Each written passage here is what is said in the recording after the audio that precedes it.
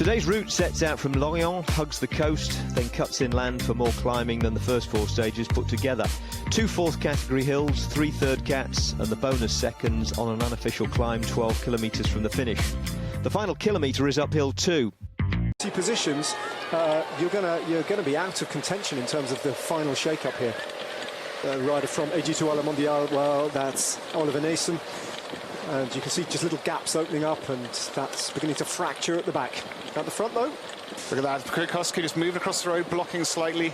So that's what you've got to do here. Chris Froome, Geraint Thomas just losing the wheel there slightly. So that's what they've got to get back on there. They've got their 3 teammates up there, and I think it was either Geraint or Chris Froome, I'm not sure which one, but let a lot of riders get in between them, which they can't allow to happen at this critical points in the race. The road to the finish line is incredibly narrow and at times very, very steep. Everyone's been predicting a massive drag race, essentially a sprint lead out to get to the right position for the final run. And there's Fernando Gaviria. He's not going to be part of the final shake-up on this particular occasion. His day will come later on in the week, but for now Quick-Step Floors have got Julien Alaphilippe to play with. So Moscon driving forward, but I'm not sure he's aware that his 2 team leaders are a bit far behind. So there's the 3 team Sky Riders who are in perfect position. Chris Froome is there, so Chris Froome has managed to hold on to his 2 domestiques. There's Geraint Thomas who's managed to lose their wheels slightly, but it's Chris Froome's in prime position, and now it's down to Kwiatkowski, who looks behind to make sure Chris Froome's where he wants him to be before he puts the hammer down. And if he sees Chris Froome safe, then he's going to go, and this is how he's won a world championship like this, Kwiatkowski, so he knows what to do. Full-on sprint now, very, very testing times indeed. They rip round a right-hander being headed by the Polish national road race champion, the former world champion, Michał Kwiatkowski. 2 kilometres to go in this fascinating stage race. For a while it looked like the breakaway might have their day, but it's all come back together again, and with 2k to go, the favourites are going to contest this, and the yellow jersey is still first and foremost in all our thoughts. I think Greg Van Avermaet will target today, try and hold on to that yellow jersey if he possibly can against the likes of the man in the green jersey, Peter Sagan, and the rest of them. Well, I tell you what, amazing ride by Egan Bernal, the youngest rider in the Tour de France. The young Colombian is sitting on Chris Froome's wheel.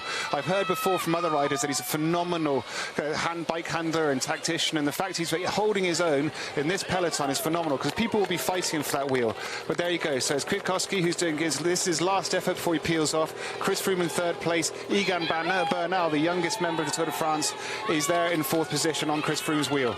Johan Alfredo now, as Michał Kwiatkowski peels off, finds himself on the front. That's a good ride from him. Don't forget, look, he's bleeding on his left knee there. He's been down today, and we saw him delayed, furious by the side of the road, and he's right on the front now where it really matters, but he's got so much talent lining up behind him, and it's Bernal now who hits the front, the rider who you're just talking about, the Colombian, with Chris Froome on his wheel. Into the barriered section now, not far before they hit the Flamme Rouge, and it kicks uphill violently. Chris Froome in 2nd wheel with Bernal leading him out. Then comes Alfredo, then the green jersey, then Sonny Colbrelli from Bahrain-Merida, then Philippe Gilbert. Julien Alaphilippe not far behind him. At the moment, the yellow jersey of Greg Van Avermaet is detached to about 12th wheel. Let's watch this. Everyone talks of Egan Bernal being a future Tour de France winner. Now, this is interesting. He's leading the reigning Tour de France champion, and the fact he's in this possession is phenomenal. But look at him. He's still in complete control. I think he's not got much left. Peter Sagan, now he really does look in complete control. Mouth closed. Greg Van Avermaet suffering a bit more. Alaphilippe bashing around, and it's Philippe Gilbert that goes.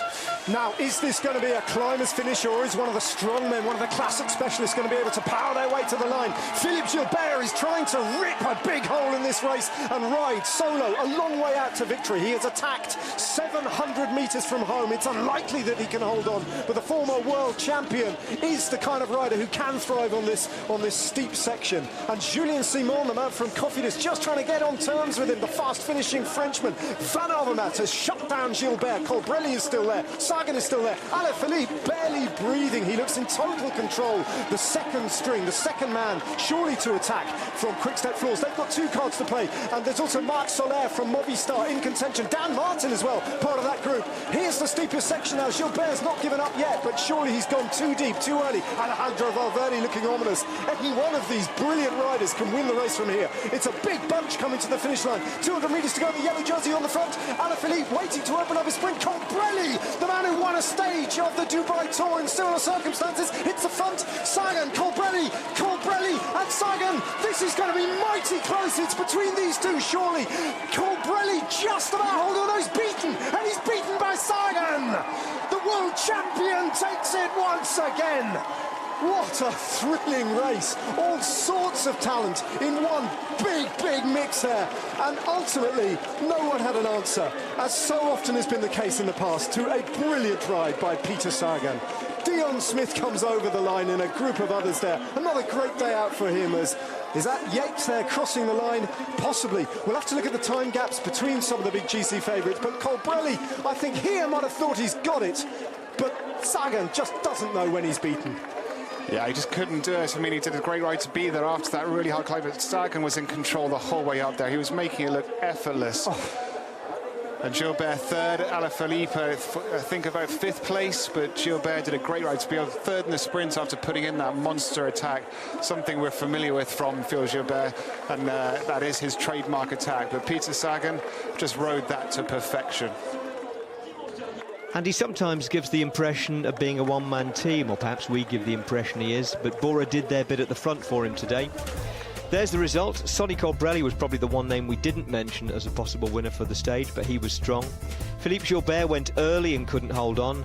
Alejandro Valverde got in between him and Julian Alaphilippe. Dan Martin will be heartened by his 6th place. The yellow jersey was 7th, and Vincenzo Nibali was the first of the undisputed team leaders in 10th.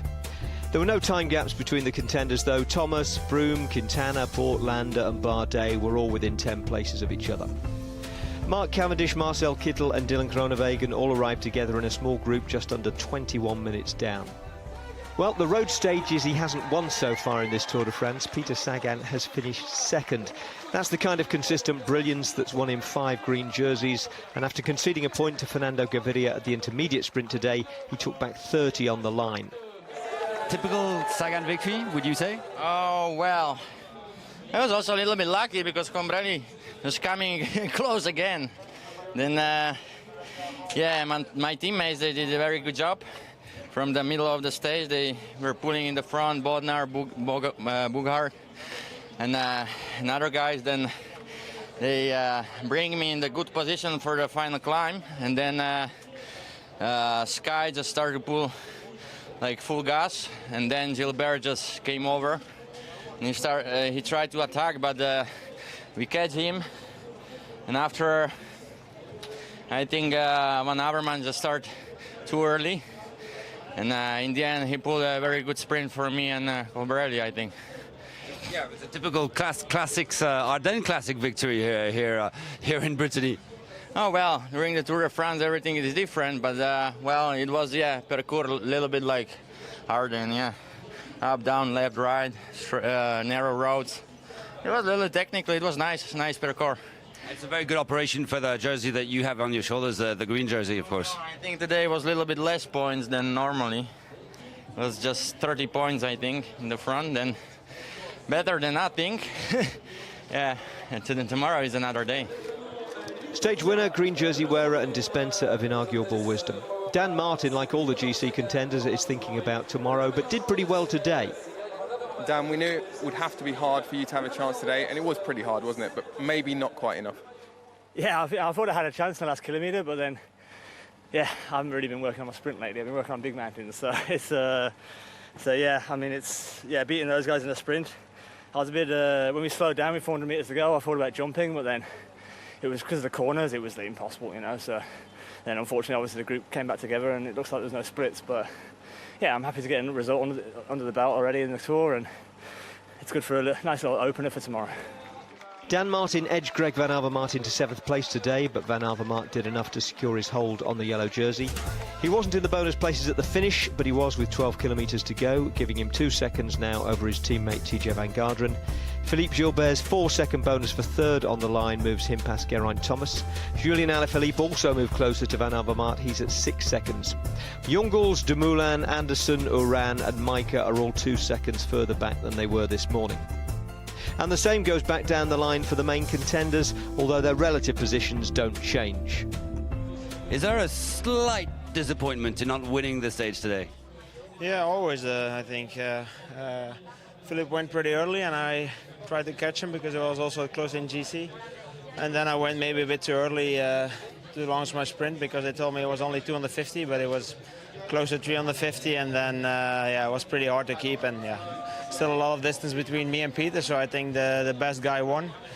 But yeah, I wanted to do better, but I have to try another time. I wanted to do 1 day extra, I think, in yellow, and it's always a nice feeling. Tomorrow we have Build Britannia, I think, and it's going to be super hard also. So see how it goes. I'm in good condition. The team works perfectly, so hopefully we can do another try tomorrow.